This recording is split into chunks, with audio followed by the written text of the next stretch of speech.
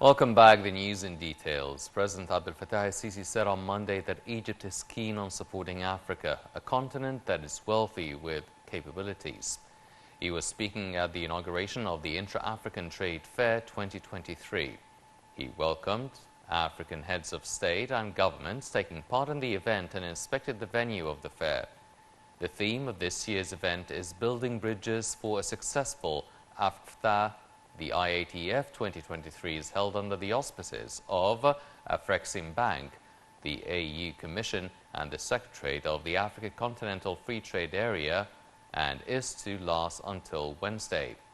Heads of state, senior government officials and businessmen are attending the event, as well as continental and senior figures in various sectors. The Intra-African Trade Fair, IATF 2023, in its third version, opened in Cairo on Monday. The event was attended by a number of African leaders and senior officials who addressed the participants. The Intra-African Trade Fair, IATF 2023, in its third version, opened in Cairo on Monday.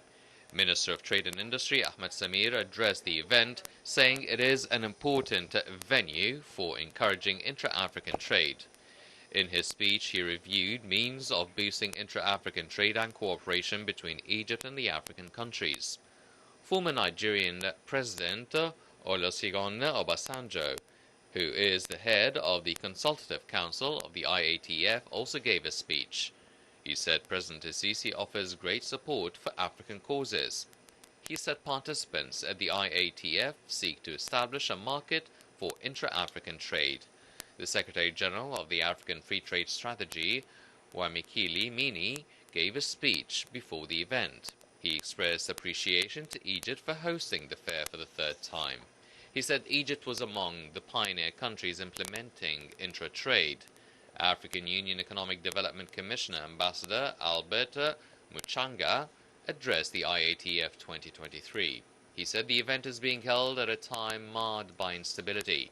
He praised Cairo's hosting of the event and said it provides information to push forward intra-trade in the continent. He said a number of deals will be signed during the IATF.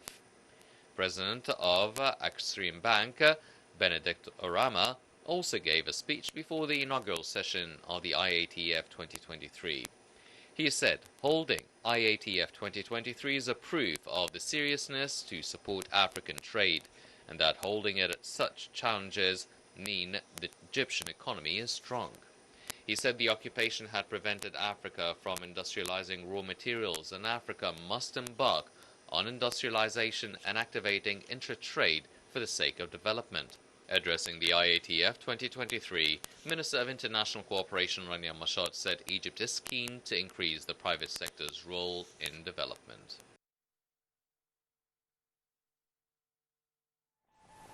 The United Media Services Company held a press conference on Monday at the Egyptian side of the Rafah border crossing with the Gaza Strip to deliver a message of support to Palestinians in the enclave who are suffering a brutal Israeli aggression and a blockade.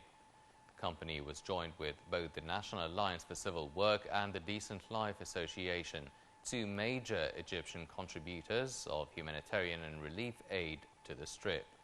The speakers asserted that efforts will continue to increase the number of aid trucks entering the Palestinian territory and to provide all sorts of needed supplies, water, medical and foodstuffs.